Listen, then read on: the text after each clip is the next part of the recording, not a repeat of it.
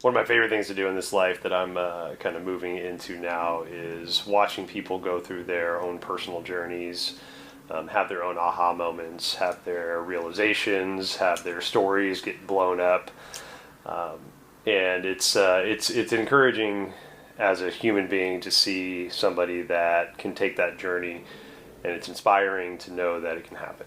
So today I'm joined by Steve Wimmer, Jeff Hawkins, and Cameron Nagashima, and the four of us are hosting a retreat in Costa Rica in November.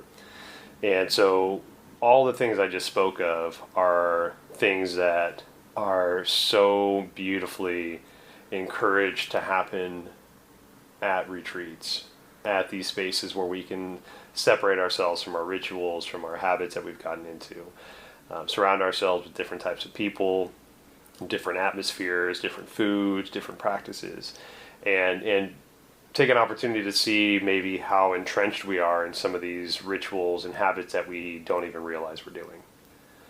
So today, the four of us are going to talk about the retreat that we have coming up in Costa Rica, the offerings that we're going to have, but what does reset mean to you? And do you have an opportunity to reset? Do you know how to reset your body to reset your nervous system? Do you know that it needs to happen? So today, the four of us are going to talk about what resetting means to us and some of the offerings that we're going to have at this beautiful space at Blue Osa in Costa Rica to help you find that reset, or to help you lean into the reset that you already have. Hope you get something out of the conversation. We'll see you on the other side. But first, this message. No matter how much we prepare, the holidays tend to stress us out. So this year, take a moment to reset and recenter with a grounding retreat in Costa Rica. Join Jeff Hawkins, Steve Wimmer, Cameron Nagashima, and myself, Adam Riehl, for a 1-week immersive yoga retreat at Blue Osa Resort, backed up to miles of pristine beach. Every day you'll have an option to experience yoga, meditation, relaxation, self-discovery, adventures, or your own personal free time. This is a time to build your peaceful practices before you need them. Take this time for yourself. Visit GarudaWellness.com for details. We have pricing options available, and if you pay in full by July 1st, you receive a 20% discount. Through the experiences offered, there's a lot of different ways to build your practice and approach this retreat. Take time to create space for yourself so you can hold space for others. Reset and recenter. Visit GarudaWellness.com for more information. That's Garuda, Garuda, Wellness, WELLNESS.com. GarudaWellness.com. And now an uninterrupted podcast from Adam, Jeff, Cam, and Steve. All right, welcome back to the show. Today I have the most guests I've ever had on. This is pretty fantastic. So you'll recognize a couple voices, a new voice you might hear. But today I have three gentlemen joining me. So Cam Nagashima, who's been in many, many times. Jeff Hawkins, who was on about a year and a half ago. About a year ago, something like that, year and a half ago, yeah. And then an amazing human being that I've known for many, many years. Just haven't had a reason to have him on the show yet. So here we go, Steve. Steve Miles Wimmer. I'm not sure which one you want to go by. We'll go by Steve. That's right. It's funny because I had to do something the other day. I think I was putting you down as a reference or something, and I was like, Steve Wimmer, nickname. Should it be nickname Miles or nickname Steve? I'm like, I don't know. I get so confused. All I know is I know you as Steve, and everybody else knows you as Miles. It's kind of weird. Just in the computer, it's right. That's right. So these beautiful gentlemen are joining the show today. One to talk about resetting. Right, we're tapping on the holidays right around the corner for us. In the West, we got a lot of just anticipation about holidays, a lot of kind of like planning, expectations, all this stuff. And that can go, a lot of us, it starts Thanksgiving and goes Christmas, but I know some people that are bonkers over Halloween, right? So it can be really quick for us, and we have a long, 3 months ahead of us of just a lot of shit to do, a lot of people to see, a lot of conversations we might not want to have, but it's like family, friends, we show up, right? And so today we're going to talk about how to reset our nervous systems, our bodies, our mentalities, whatever we need to reset so that we can show up the way that we want to. Now, this is all also a theme of our retreat that we're hosting. So the four of us are hosting a retreat in November at Blue Osa in Costa Rica. Cam's been there before. Steve did his trainings there, the 200, 300 hours, helped at trainings there.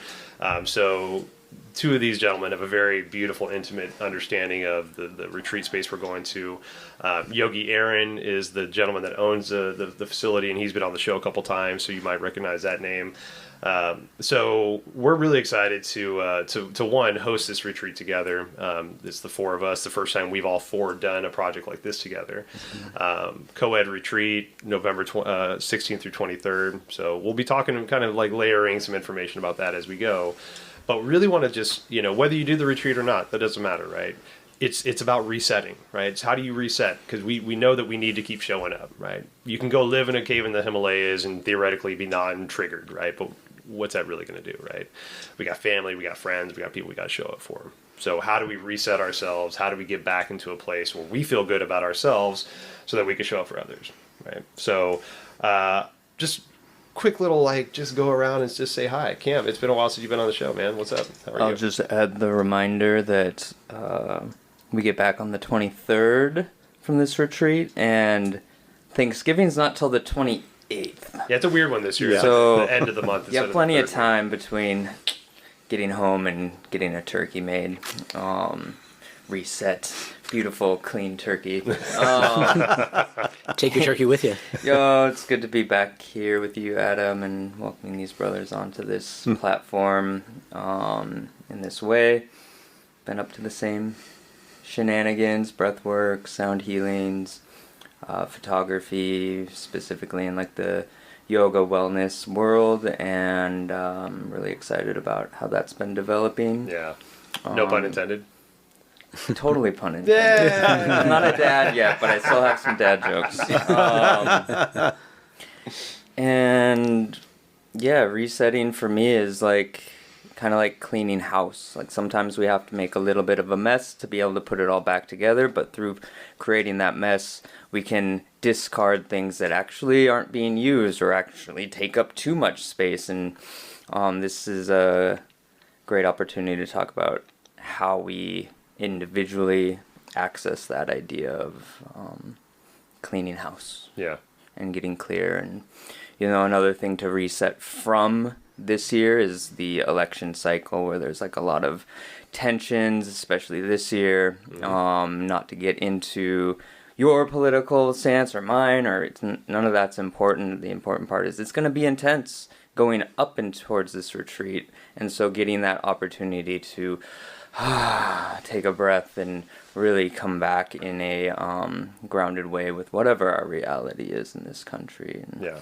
I'm really excited that we get that opportunity to do that with each other and with all of you who make that choice. So and that's looking forward to it. Yeah, and that's a beautiful point too. It's I think we need to build in the opportunities for us to reset, and not just just get ready for things, but life happens, right? And we're going to have things that happen outside of our control, right? The political thing you just talked about, whether it's the presidential race coming up or whatever your local politics are going on. Boeing's on strike right now, which I know you have family and friends in Boeing. There's always things that are happening around us, right? And so it's when we feel that charge, right? When we feel that instability in life, right? And that grip that we're slowly losing, that we shouldn't probably be holding on that tight to anyways. It's do we have those things that we can just say, okay, I know meditation works for me. I know darkness works for me. I know I'm going to go sit in some fucking float tank for 2 hours and feel like a new human being afterwards, right? But a lot of us, we don't have that. We don't know what those things are. And even if we do, we might get so caught up in our own shit that we don't realize we can just do the thing, go to the yoga class, have the conversation, sit and read a book with a cup of tea, right? But again, we're in such a fast-paced kind of environment that we can't. A lot of times we don't give ourselves the credit because it's I got so much other shit to do. I got money to make. I can't be fucking taking a rest, So, That's right. Yeah, this is Steve. From my perspective, I was in tech for 30 years, and this yoga life is a second career, third career, what have you, for me. And what I've noticed, too, is not just the larger societal things, but then there are folks from my former industry, my former colleagues, who come to me with the challenges that they're facing today, being good human beings, and how stressful all of the stuff is that they're dealing with today in the workplace, and trying to find the tools through which they can find some stillness in their own lives. Right. And again, the perspective that I would bring to these kinds of things is there's a unique set of challenges that you are facing whenever you're trying to lead a group of people as you come in trying to guide an organization into a particular direction. All of the tensions that you all have mentioned already manifest specifically in the workplace as well. And how can you as a leader manifest some of those within yourself and in that way become an example to others? Right. And that's one of the things I intend to bring to the retreat, as well as the mindfulness that's required in a person in that kind of role, and how they might manifest again in themselves, bring that to their teams as well. Right. And that's, I love that you made that point. And Steve, you're probably the freshest off of like your past career into this new life. And I know that, we've worked together, the four of us have worked together over the past couple of years in different ideas and ventures, but lots of meetings, lots of group sessions. But there was something you said the other day, Steve, that really hit home to me, being a former corporate person too. And you said something about like I don't want to wear that hat. Like I can yell, I can scream, but I don't want to wear that hat anymore. And I think that's such a beautiful statement to make, because like when we're in those moments, like when we have those roles, we don't, maybe it's different for you, but for me, like the times that I did have to pull out that hat and like my iron fist and like we're going to fucking do this, right? Mm-hmm. It was a second nature. There was no like, okay, we're electing this person to come up and we're going to do this thing and then we're going to resolve it afterwards and then that person's going to go away.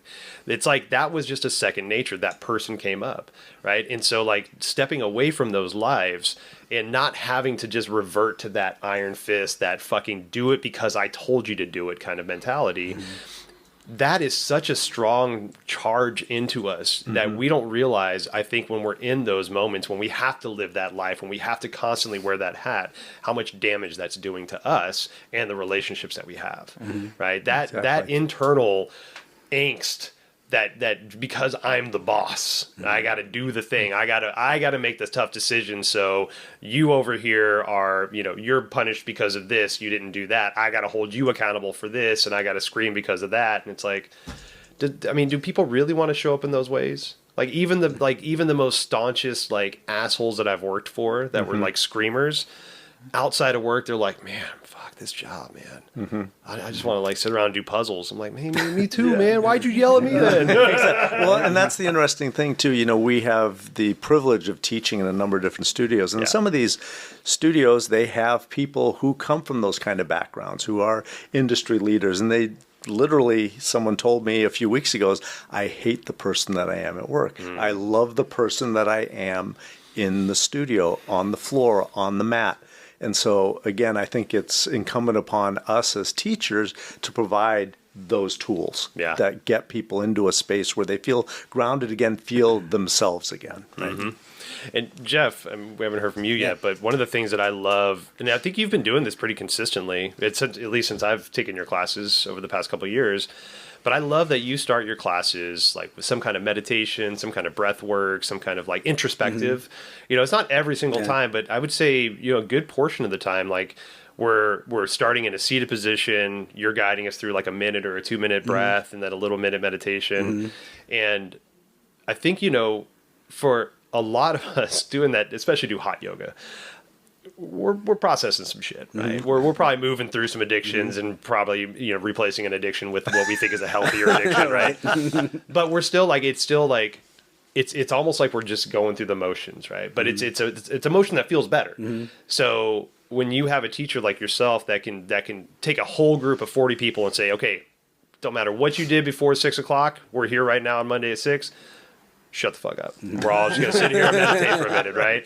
And it's like I think we need that sometimes to give to give permission, but two, it's like, there's so many other things we can quote unquote be doing better with our time. Yeah.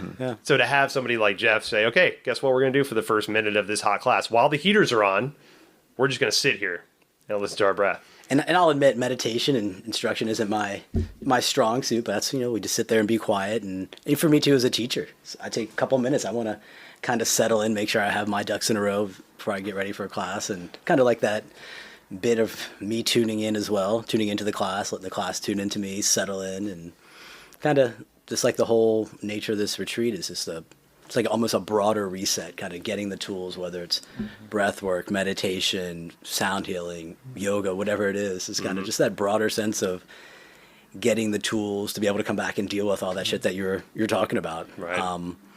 And at least on like this retreat, you know, we're not going to go home to a family. We're not going to go home to the TV or the news or whatever's going on. We're going to go back to our rooms and, you know, just kind of be able to integrate all that stuff and kind of maybe, you know, learn from whatever tools or whatever we got that day, integrate them in, take it into the next day, and then hopefully bring it back, not just, you know, Thanksgiving, Christmas, but kind of longer term, you know, being in society. Because I don't think we even realize sometimes the habits and the you know, the movement that we get into, because it becomes so second nature. It's like, especially if there's like, you know, if you're involved in any way, right? Whether you have a spouse, kids, you know, deep friendships that you want to maintain, yoga practices, like we're constantly moving, we're constantly going.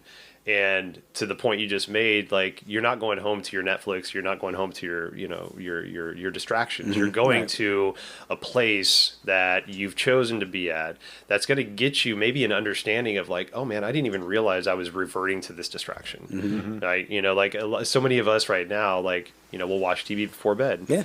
And I love watching Law and Order. I love watching this show Lucifer. Right? Seinfeld. You know, but well, so the things that so my ex and I, we would watch, you know, like dramas and shit, and just think about, just unpack that, right? The thing that makes you calm is watching somebody else's trauma right before bed. Exactly. Right, that's kind of weird, right? You know, and so it's like, how do we break that cycle that I don't even realize I'm in? And then I'm like, man, I didn't get good sleep last night. I was kind of like tossing and turning, people getting chased and shit. It's like, well, no wonder you went to bed watching Law and Order SVU, right? It's like, dude, people are getting molested and shit, right? It's like, that's not the thing to sleep on, you know? So like, when do we have an opportunity to pry ourselves away from these habits, right? Yeah. And whether it's surrounding ourselves with different people, with different opportunities for habits to have, like having a sound bath and then going to bed right afterwards, probably don't get a lot of opportunities to do that, but you know, this is one of those opportunities you do, right? Doing some intense breath work and then like going on a walk on a beach, you know, like these are things that like you don't know you need until you have an opportunity to have it. And then it's like, man, this is a way to live life. And you want it again. Yeah. Holy Jesus. Yeah. After that. And that's what's really unique about the location where we're going to do it, because it really does foster that kind of experience. So it's like you do the practice and then you insert yourself into this broader landscape, into the broader environment, and then are able to process the things, how you have the space and time to work through the things that might have come up during that session, during that breath work, during that sound bath, during that difficult vinyasa class maybe. Yeah. Well, having been there before, and Steve, I think you've spent the most time out of all of us, because not only the two teacher trainings we talked about, but you've assisted in teacher trainings.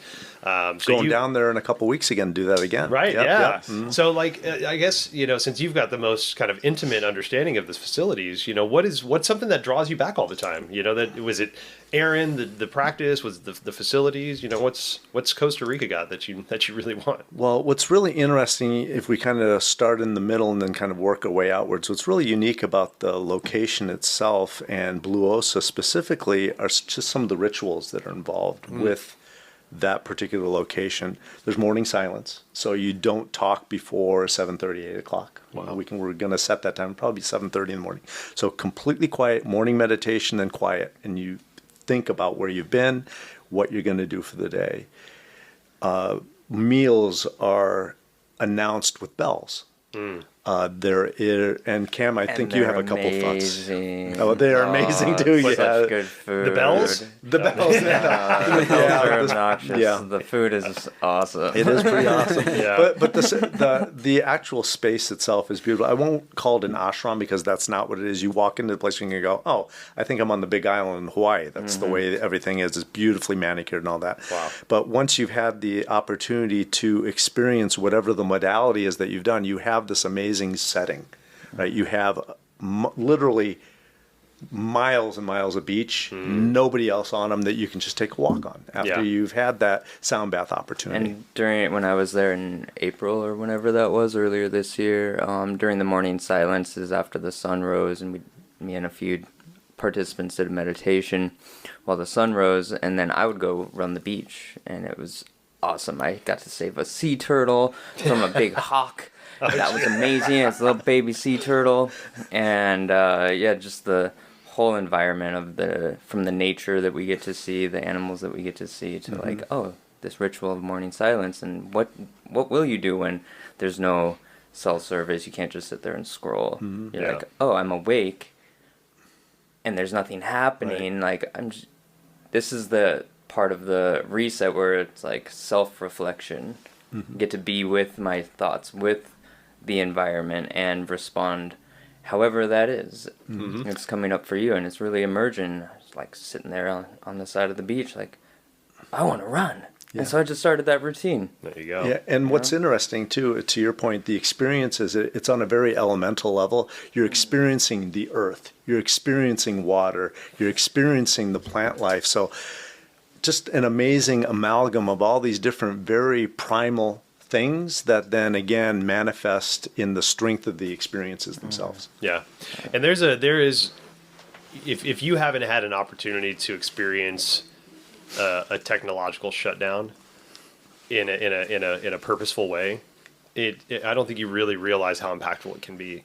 And so Cam mentioned no cell service. Some of the Vipassana stuff that I've been at. There is Wi-Fi. They turn it off specific though, right? times of the day, but they do turn it off at very specific times of the day, like morning and meals, and it's really awesome. But continue. But and I don't think we realize the amount of addiction that we have to our technology and our cell phones. There's research now that shows there's parts of our brain that are dedicated to knowing where our phone is. And there's very, very little things that our brain is dedicated to, like speech, like motor functions, right? Now it's knowing where our cell phones are at, right?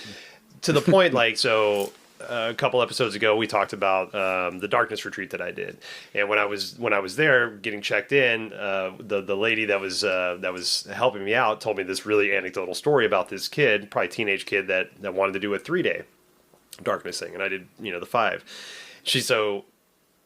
The kid checked in. Leave all your devices out in the living room. You go into the back room, into your facility, and there you are. And then you're on your own. So Viv told me that, so she checked the kid in, he had his first night, she came back the next morning to make him breakfast, and when she came back at 5 a.m, he was sitting on the couch in the living room on his phone, and just looked up at her and was like, I couldn't do it. And that was it. He lasted 6 hours, and then was like, I couldn't do it without my phone. So, and it's not everybody's like that, but I think we don't realize how addicted we are to our devices, right? How much do you reach for it? There's a great analogy that goes, put your cell phone out of arm's reach and face down. And every time you reach for that cell phone, that's just like an addict reaching for a heroin needle or an Oxycontin It is. or cocaine, right? It's the same fucking thing, right? And so I think we need to add that understanding. And so having these opportunities to where we can remove that and show ourselves that we can do it. Like, we don't need that. We don't need that addiction. We don't need to know what time it is in fucking Singapore right now. Like, that doesn't matter right now, It's interesting then to reflect on the exact opposite of that.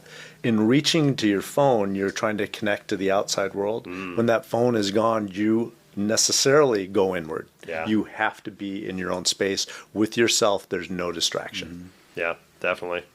So Cam, within this retreat that we're doing, this co-ed retreat that we're doing, we all have offerings that we're going to be doing. Right? People hear me talk about sound baths all the time, so I'll kind of go last on that one. But what's so the idea of reset? Like, how does your offering lead into that reset?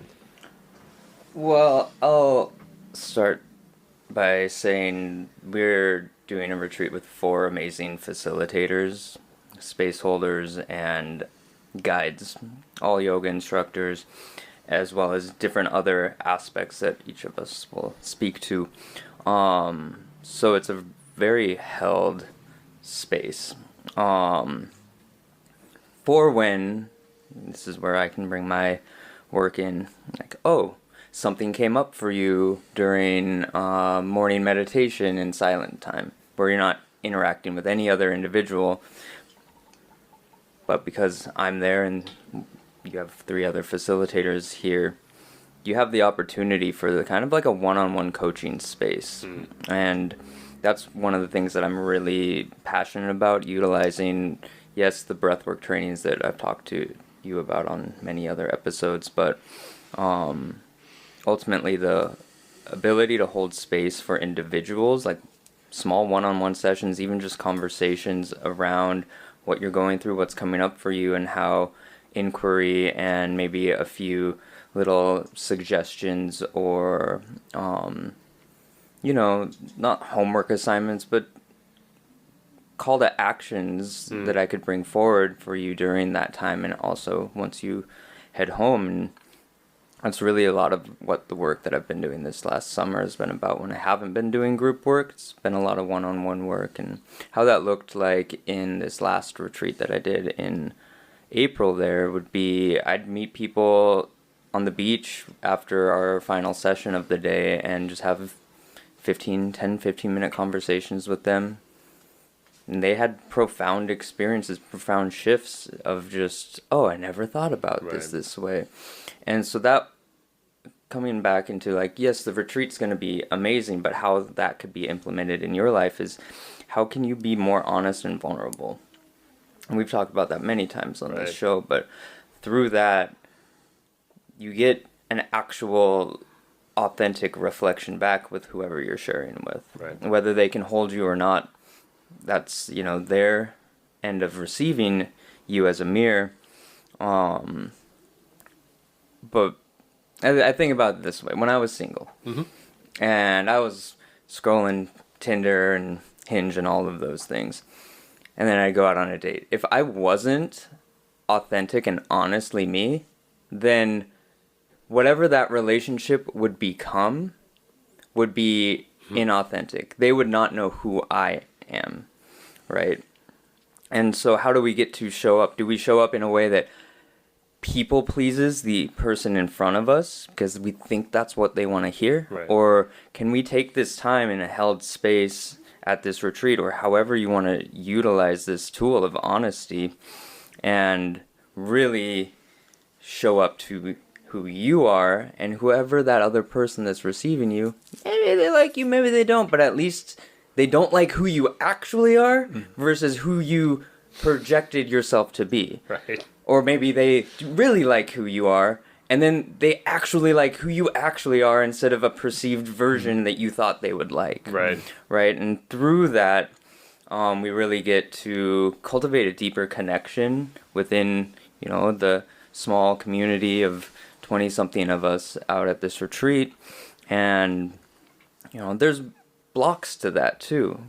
Like this idea of people pleasing, it's huge and super prevalent in our society. So, the other offering that I really like to bring forward is the breath work. And the breath work has this opportunity to reset the nervous system, the autonomic nervous system, sympathetic, fight or flight, or like I like to think of it as awareness, and then the sympathetic nervous system, or the parasympathetic nervous system, which is rest and restore. So the way I see that is, I can be in a sympathetic space, in awareness, but through utilizing tools like yoga, shavasanas, sound healings, and breath work, we can find that balance so I can meet awareness with a sense of calm. And that happens through clearing out, kind of like I said at the beginning, like clean the house, or like reset the house, make the little mess through, metaphorically, make the mess through the breath work. This piece doesn't need to be there, and I can clear that out so that I have more space for a new spirit to come forward. Maybe it's the spirit of honesty to come forward and actually be able to navigate into a beautiful new version of you, which is my kind of goal for all my clients. Is like I hold them they come to me as I want to be a different version of myself, like you spoke to. I love the person I am on the yoga mat. I hate the person I am at work. And like, okay, how can we cultivate more of this person on the mat? this empowered, loving person. And so that's what I hope to bring through to the space for those ready and willing to show up with that honesty. Would you say that the physicality of breathwork in particular is well suited for the stripping away of the layers? Absolutely. Yeah, it's the open mouth inhale and exhale, this conscious connected breath. There's plenty of other pranayamas. I know Jeff uses the Viloma pranayama at the beginning of many of his practices, but this one in particular tends to heighten all of the senses. It's a very embodied practice, in-body practice. I like to think of it as a inner massage. You're doing the type breathing. And as the oxygen, carbon dioxide starts to shift and the alkalinity in the blood starts to shift, we get these pressures or crampings upon, generally I think of them as the spaces where energy has yet to be discharged that we've been holding on to or allowing ourselves to be burdened by. And so by clearing that out, we start to, similar to how probably all of our yoga teachers who trained us talked about, like cleansing the mirror. Like we're currently looking at a dirty mirror, we got a skewed reflection of ourselves, and as we do this work, as we continue to show up and reset with each practice that we go to, the mirror gets a little cleaner and we can see the truth of who we are a little bit more accurately. And so one of the impactful things that I noticed the first time I personally went to a retreat, like went to attend a retreat, but have seen so many times being the facilitators or being just assistants on these retreats, is I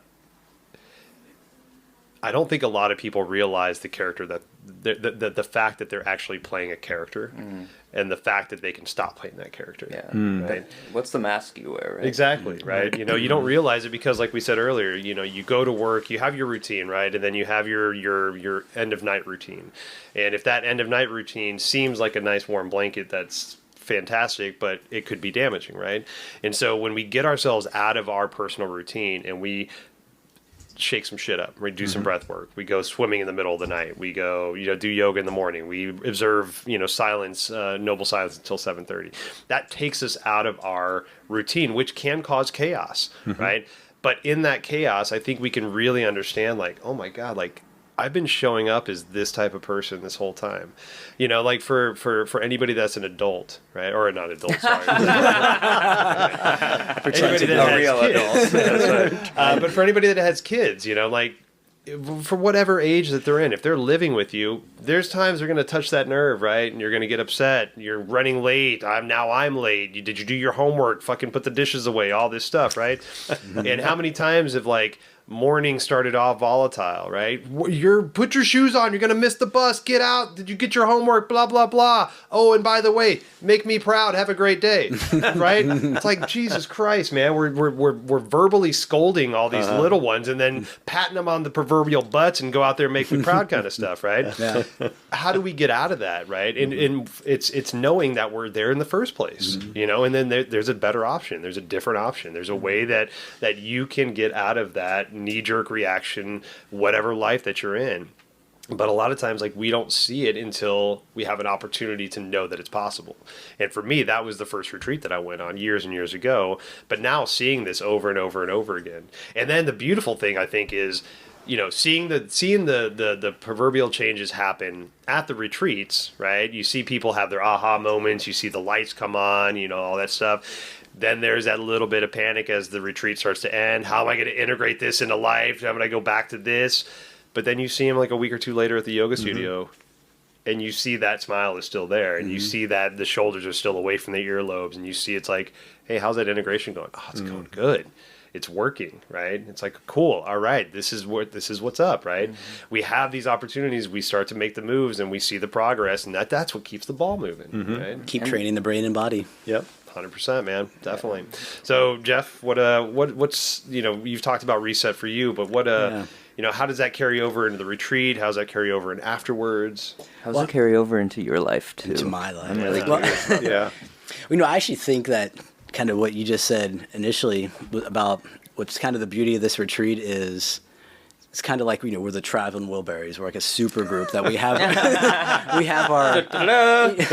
We all have our niche. We have our things that we bring to the table. And mine, I spent. Like I said, breathwork meditation isn't kind of where I spent a lot of my effort, but I spent the last 20 years as a physical therapist, and I try to bring that into the practice and what we're doing. So I think what would be a nice part of the reset here is, just with my background, I get a lot of questions, how, this hurts, that hurts. So making a yoga practice maybe just a little more interactive where we can just, slow it down. If you have a question about something, like, all right, everybody, that has that same question. All right, my hand in this position, my shoulder in that position, just, teaching like individually that awareness of like, kind of what's happening as it's happening in the body. So you're just paying attention to what you're doing and I guess what feels good in your body. But it also kind of brings it back to what we were talking about with, the internet and scrolling and stuff like that, is that, I don't know how many people, but, compare themselves to, we're in yoga, but what this person can do on their Instagram page, and then like, feel bad that I can't do that. So maybe this is a space to kind of, we're not going to get away from Instagram. I'm not going to. We all have our businesses on Instagram, but kind of have that little reset, meaning to say that, I don't have to be like that person. Right. I don't have to get my forehead to my shin or anything like that. This just might be me, and this is how I work. And then once you kind of find that awareness, you can kind of direct that energy kind of elsewhere, like, well, I may not be able to, touch my forehead to my shins, but I may be able to kind of, bring my forehead to a block on the floor, something, I don't know, whatever it is. It's like you find a little bit of space that, that works for you, that takes that comparison just out of the equation and just kind of gets that, just a little bit more away from what we're expected to be, maybe, to what we are. Self-acceptance. Yeah, self-acceptance, and kind of just, and in that broader sense, just reset. That's, and it's likely, we'll come back, we'll do the same thing again, but then now we had this experience, we know we're going to have all these, like I said, great facilitators here teach us things, maybe we want to, come back 6 months later and do it again, and then like the more you train the brain, the more you train the body, the nervous system, the more all that stuff, I feel, just integrates into your life. Right. And there's that brings up something really strong in me. There was my daughter has been taking a lot of yoga with me lately, which I love. My youngest daughter, she's 15 now. She's been going to my sound baths for a number of years and started going to the hot class when she's in town.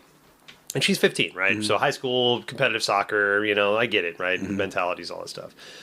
But about a year ago, we were taking class together, Vinyasa class. It might have been your class, actually, Jeff. And, I love getting on my hands. If I give me opportunity, I'm going to get upside down, right? Just that's the way I like to practice. And so we did like a jump forward, and I jumped forward, and I did a little handstand and came down. And my kid goes, show off. Yeah. And I kind of chuckled, but at the same time, I'm like, man, that kind of hurts, actually, because like this is, for me, yoga is one of the few places where I can really feel safe, let go, do what I need to, not think I'm showing off, not think I'm like aggrandizing myself. And so luckily I was so happy that it was my daughter that said that, because I got a chance to talk to her afterwards and be like, hey man, my ex Monica would say, how, we should straighten each other's crowns, not knock them off. Right.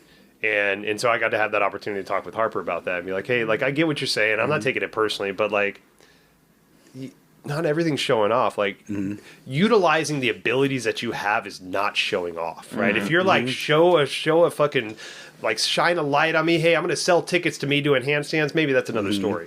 But this is me and my own personal practice. Like to for all intents and purposes, all other 40 people in there are not fucking there. The only person there is me and Jeff, because Jeff is teaching, right? That's all people that are there, right? I'm in my practice.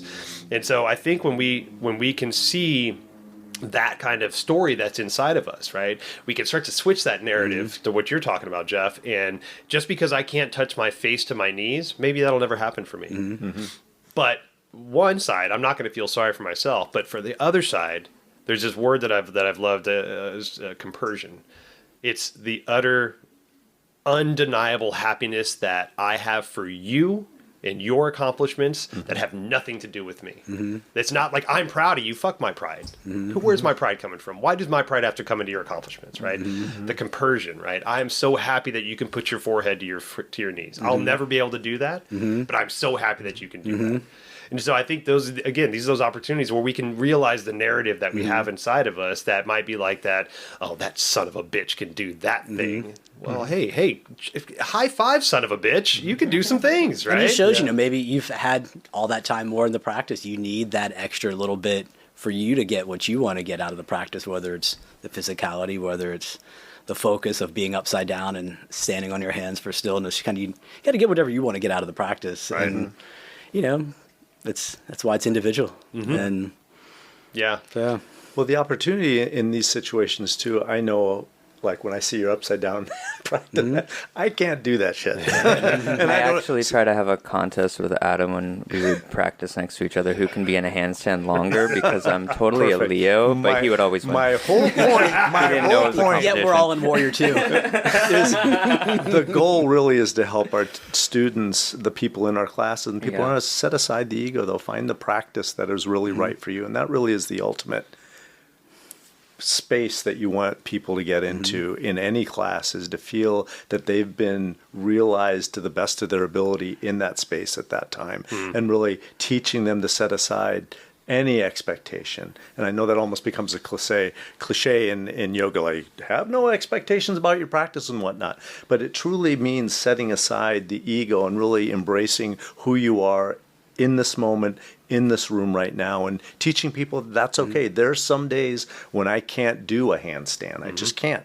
But then there are other days when things are just, they're popping. All of those outcomes are okay. Right. Yes. It's not going to make you a better or worse yogi. Exactly. I'm hearing a theme around, like bringing it back to reset, is like resetting from the judgments and, like you just said, expectations that we carry based on external influence, and coming back to that authentic version of you in this moment, and finding that realized self-acceptance. Well, we keep talking about listening to your bodies, right? That's come up a lot. But, are we in an environment in our normal day-to-day life to where we can listen to our bodies? I've had multiple relationships in life, right? And all with women. And so those women have periods. Listening to your body, sometimes you cannot go into work, right? Cramps are too bad, fatigue is too bad, blah, blah, blah. Do we have a society where we can listen to our body and call in and be like, hey, I have my moon cycle, my time of the month, whatever you want to call it. I'm not best to be guest facing today. I probably shouldn't be in. Sorry, get your ass in here. Right. You're fired. Right? So we're even though we have the narrative, listen to your bodies. Maybe we practice that in our yoga practice 1 hour if we do that per day, maybe three times a week, maybe, right? So even though we're regurgitating this message of listening to your body, we're not creating the opportunity to continuously listen to our bodies until we remove ourselves from our habits, from our preconceived kind of like just way that we live life. Right. So we get out of that, then we can listen to our bodies. We can have a yoga practice with Jeff or Cam or Steve and afterwards lay in Shavasana for 30 minutes because you're in fucking Costa Rica surrounded by monkeys and parrots. Right. And just like do that, listen to your body and be like, you know what? Now I'm hungry. I'm going to go eat. Wait, cool. For monkeys and parrots? Quite literally. Quite literally. It's one of the funnest parts about that. It's like, oh my God, over there, there's a macaw. And everybody's like, oh my God. But it's not making you hungry. But not making you hungry. That's right. Then have parrot wings, Well, Adam, I love the fact that you brought up the topic of listening to your bodies. And I would put it out there. Do we really know how to do that? That's great. What is a different response in our body for me versus for you? And what is it telling me versus you? And how do we help people listen to that and provide the awareness of the physical space that they're occupying in a way that it manifests in a deepening of their practice? Right. So I feel like we as yoga teachers, we throw that term around, and perhaps there might be an opportunity to help people really define what it means for them, as opposed to just saying an abstract term, because my sense of the voice of my body might be different from yours, and being able to tune into that, I think, is really important, and having the again, I was saying awareness to really being able to figure out what those voices are really telling. What are those words that the body is whispering back to you? Yeah. Because a lot of that is self-experience and self-defined. You know, the way I experience a sensation in my body and my being might be different than you. I was actually having a conversation with somebody yesterday about this. They're just starting their Reiki journey and starting to do energy work. And you're like, how do I know where to feel this? How do I know if I said the right thing? How do I, unfortunately, you just got to kind of do it, right? And that's part of it. Like, you have a good heart, you've got the good training, you feel good about keeping people safe in a space. But other part of that is we're beta testing a lot of this. There's no manual, there's no blueprint that says, hey, this is how spirituality works. This is how to reset your body. This is how to, you know, all this stuff. It's like, you got to listen to you. And that's why it's such an important intimate personal journey. Is like, you need to listen to you. You can have like breath work, great. Sound healing, great. You know, somatic release is great. But I can't tell you how many people that I've met that love sound healing, but also are very triggered, maybe have addiction stuff that is brought up from sound healing, maybe have epileptic issues that come up from sound healing. So it's not one size fits all. You've got to really listen to your body, because breath work for some might cause so much tetany that you can't open your hands, and that might not be your modality. It feels so good. But that, for me, like the first time I did holotropic breath work with you and Lauren, holy Jesus Christ, I'm like, I swear to God I didn't take any mushrooms. Did I take mushrooms? Did I? Because I feel like I did, but I didn't. You know, and it's like these opportunities to get into these spaces that, you know, maybe you've read about, maybe you've chemically gotten there. You know, maybe it's just the idea of getting there. But it's these opportunities where you can find these spaces for yourself, right? And to walk yourselves back. Yeah. That's one of the things that I really like to focus on in my own practice, is like being integrative in my approach. I love to think about, how do we create that body awareness, for example? Like, what does it feel like to have your quads fire? What does it feel like to feel a particular muscle group engage in a particular way, so that you can then make adjustments in your practice? That's some of my background in the training that I've done in the past, involves that intersection between muscle activation and yoga, and trying to figure out, how do you in fact allow students to, in their practice, be able to make changes, and to be able to use language that they understand means a certain thing in their own body. So that's something that I love to focus on in my own classes, is creating that muscular and physical awareness of the body, so that while they're practicing, there's an opportunity for a deepening, perhaps, spiritually as well as energetically, as well as physically. That's really my goal here, and that's one of the focuses I think I'll be bringing to my classes at Blue Osa, is just really, how do you create that integrative experience, the breath work, the meditation, and the body awareness within the flows, as a means to create maybe a bit of a different kind of experience, a deepened experience on the mat. Yeah. There's one theme that keeps coming back to me in the yoga classes that I've been teaching recently, and the heat and stuff like that. And you know, it's like, take the all, like the spirituality away from the practice, the yoga practice. Take the you know, all that stuff away, and just look at the physicality of it, right? Just the physical practice of whether it's hot yoga, traditional yoga, whatever you want to approach it, even a yin practice, right? They're all hard in their own ways, right? But like, when we find our ways to challenge our body, we're building up that reserve of the knowledge that we can do hard things. Right? We can do hard things. I'm paying for this hour-long hot-ass class that Jeff's going to put me through. It's going to make me sweat. It's going to probably make me take him off my Christmas card list once, but he'll make it back on there by the end of class. We'll resolve it whether he realizes or not, you know. But it's like, you do these hard things. You sweat your face off. You get to these points of exhaustion, and then you're okay. So it's like, you build that understanding that, hey, man, life's going to be a little hard sometimes, but we know that we can do hard things because we do it constantly. And instilling confidence. In confidence, yourself, totally. Trusting oneself. Yep. You know, and I think that's one of the biggest things, is like, there's this lack of trust of self. You know, oh, I shouldn't be feeling that emotion. Oh, I shouldn't be this. I shouldn't be that. That's screwing up our intuition, decreasing our body trust, and then creating all these stories inside of us. Right. And so it's no wonder that, you know, some of us are so sensitive or so volatile or so ready to just like be emotive, right? It's because we can't actually process all the things that we're going through because we're not giving ourselves time, even though it's starting to build itself into our vernacular. We're in a pace of a society that doesn't allow slowing down, that doesn't allow the consistent reset unless you do it yourself. One of my favorite quotes I heard a while back was about human rights, and it said, human rights were very rarely ever given, they're fought for.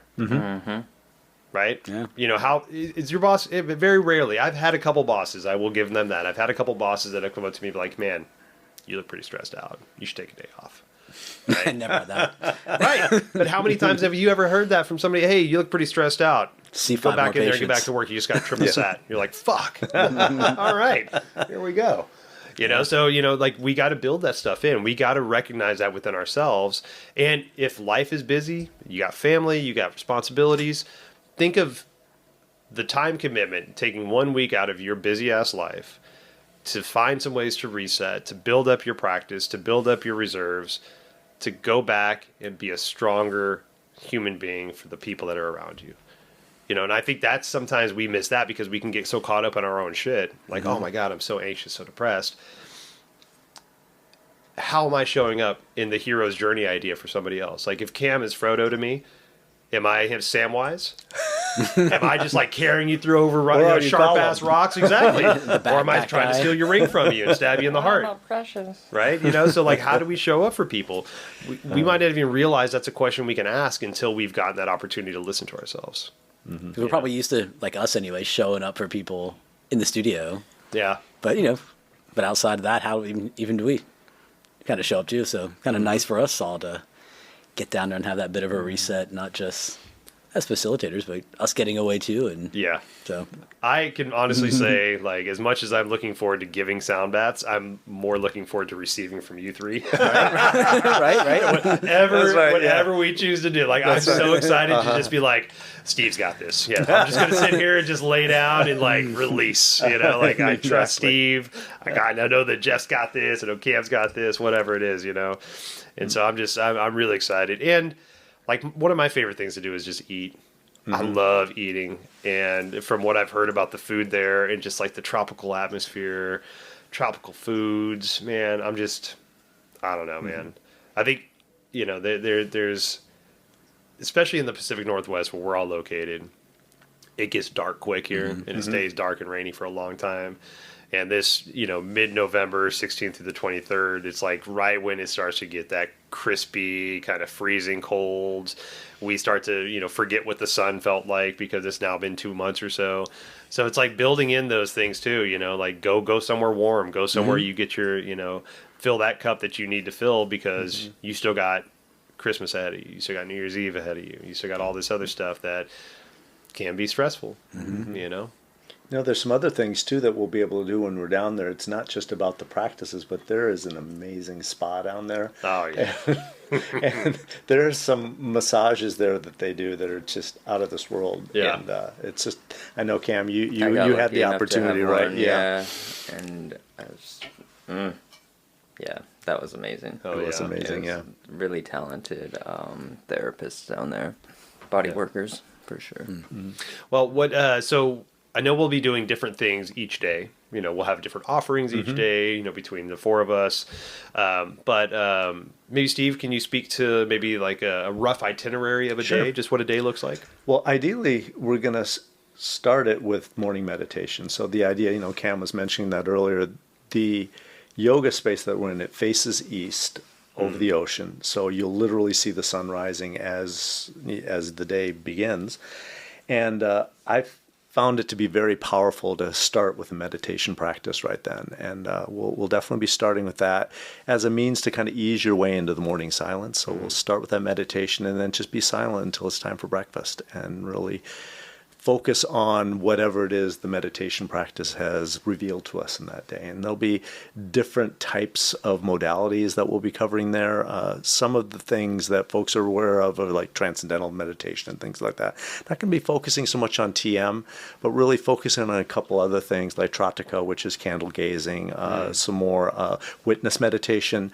There'll be a little bit of breath work worked in just here and there in addition to what Cam's going to be offering. So kind of a little package to kind of start the day, to kind of kickstart things that'll then get us into breakfast. Then in the morning we'll have a practice of some kind. It'll be some yoga practice. We'll likely be doing either a hatha or vinyasa to get a feel from the group in terms of where particular styles are going to land. We may focus more on hatha than vinyasa. We may teach more vinyasa classes, but there will be morning practice and then some time off, breakfast, and then the afternoon there's another opportunity for workshops and the like. We each have different things that we specialize in. Adam, you with your arm balances, Jeff with his anatomical knowledge and things like that. Definitely opportunity in the afternoon then for a workshop. Some more free time then, because there's some great excursions and things like that that are possible. I know, Cam, you did several when you were down there, right? And these are optional because they'd be additional investment to go experience Costa Rica and all of it's like beauty down there in the Osa Peninsula. But I'm really looking forward to surfing, going back to the cacao farm, and hopefully getting a little. I'm gonna contact him and try to get like a different experience with them. Sweet. But it's amazing just eating fruit right off the tree, and then beautiful waterfall hike, and those are three that were just like so made my experience last time. Yeah, they added a new one when I was down there last time. They had a sloth excursion, but not sloth, man. It wasn't a petting zoo. It was like you're going into the jungle and finding sloths in the trees, which is really interesting because they're super hard to see. Yeah. They kind of look like beehives up there because they're like these little furry things. So like, but you have to get into the binoculars and really see them in their space. And the problem is, as you know, they're sloths. They move really slow, so you don't really see them very easily up in the trees. So we did that. But anyway, great opportunity for excursions and things like that in the afternoon. Then we'll have dinner, and then in the evening we're hoping to do some kind of additional add-on. We'll likely explore the possibility of sound baths then, either in the yoga space or on the beach, depending on what the tides are doing. And that could be a really amazing thing. The last time I was down there was bioluminescence in the waves. God. So the waves were crashing. You had these lightning bolt effects happening in the waves themselves. I can't imagine like your big gong with those whale sounds going on with the ocean crashing. I mean, there could be some really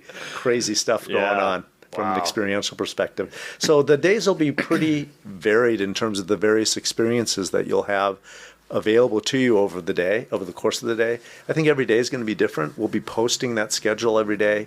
And then, of course, if you just want to chill, go to the spa, do your own thing, that's also a possibility. Mandatory. Nothing's mandatory. You may just want to walk the beach, and you can walk the beach I've walked 2 hours in either direction and barely come upon a soul. Yeah. So, I mean, it's really an amazing opportunity. Oh, man. Yeah.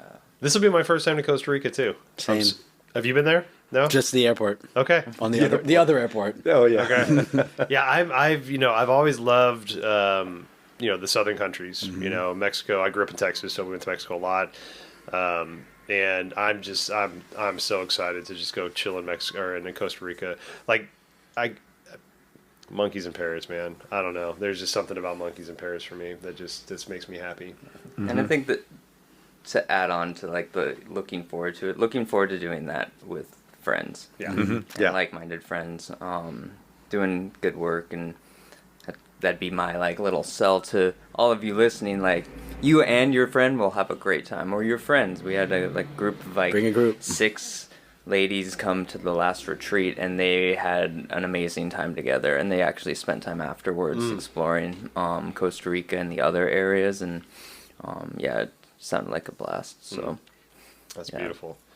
Yeah, I think it's whether you come by yourself or actually I just mentioned that real quick. The people that come on retreats by themselves, good on you. That is some just daring stuff, right? To put yourself into maybe a whole nother like country around humans that you've never met before for 5 to 7 to 10 days. Like, man, good on you. That's courageous. Yeah. And you won't be alone, right? Yeah, like I've at this last one and at other retreats, because I used to manage a retreat center kitchen, so I was seeing all types of different retreats coming through, from dance retreats to yoga trainings to just fun yoga retreats, and people are like, I came on my own and I feel so connected to everyone, whether it's the people working at the retreat center or the people that show up also as solo travelers to the retreat, there's like a bond that's instantly created, and that connection that then continues, which then can go into the integration afterwards, from learning all these tools to having these bonds. Like this last retreat, they're meeting every like month or every couple months and having like lunches together and just staying connected. So it's like when people say friends for life after a retreat, it truly is like something that's available. Yeah. Yeah.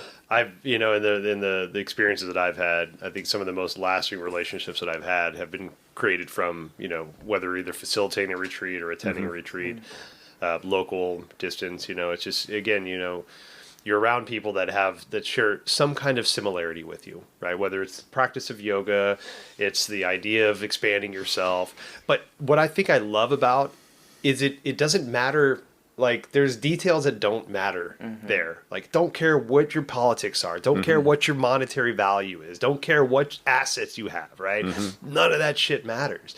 You're there because you want to do something better for yourself, right? And that's like, that can open so many doors because, some of the people that I have just very strong, loving relationships with now that I've met at those places are people I would have never either felt confident enough to go up and say hi to, thought that we would be friends in some kind of way, thought that they would want to be a friend with me in some kind, and it's like but those barriers get broken down because all you are just two humans just in the act of being, right? They didn't pull up in their Porsche and immediately you're like, oh God, they have a Porsche. Fuck, man, I don't have a Porsche. It's like, who cares? We all just rolled up in some beat up ass van from an airport and we're all in this together, right? And we're all having a great ass time, eating beautiful food, doing practices, and it's like, that's where the bonding and that's where like the trueness really happens. And isn't that really what resetting and regrounding is? It's peeling away the layers, right? Yeah. Yeah, good for you, Steve. Bring it all Wrapping it all up. We're all in on that the note. bumpy bus together. Hit that gong. Great. Oh, man. Well, yeah, hit that gong.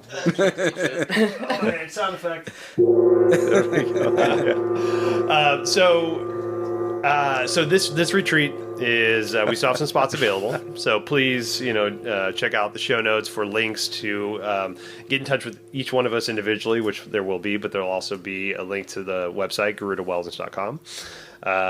The dates are November 16th to the 23rd. Please don't hesitate to ask us a question, whether you see us at a studio, at a respective studio that we teach at a grocery store, email, call, whatever it is. Like, we're here for y'all, right? Most people that are listening to this have some kind of knowledge of who we are, right? We've either taught you a class, we take classes together, whatever it is. So tap us on the shoulder after a class in a yoga studio, whatever it is, right? We're here for y'all, right? But I think what it really boils down to, like the whole purpose of this is yes, we are talking about our retreat, but the reset is the biggest thing. Like, how do you reset? How do you find it, right? And we've gone through a lot of opportunities to talk about that today, but the ball's in your court now.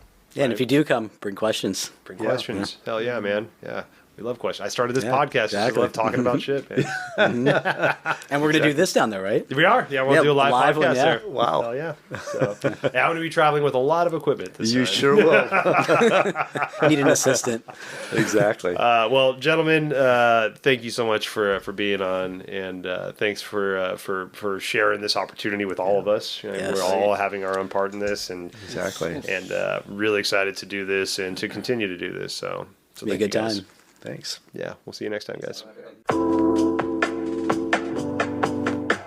Thank you so much for spending time with Steve, Jeff, Camo, and myself. Please check out the show notes for links to find out more information about the Costa Rica retreat that we have coming up, November 16th through 23rd, to talk to or to reach out to any of the individuals that you heard speaking on the show today. We're all here to help. So thank you so much. Obeisance and love. We'll see you next time.